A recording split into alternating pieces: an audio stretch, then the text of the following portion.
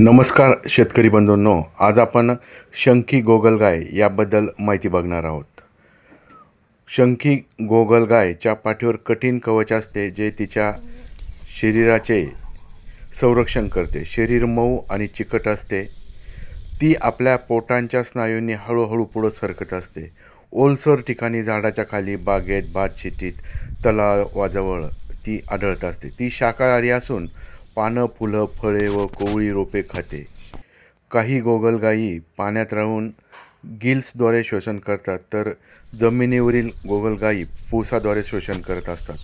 बहुतांश गोगलगायी उभयलिंगी असतात, म्हणजे दोन्ही लिंगांचे गुणधर्म असतात। वैशिष्ट्य: शंखी गोगलगाय हळूहळू चालतात, तसेच ती पाठीवर शंखासारखे लपवून स्वतःचे संरक्षण करत असते।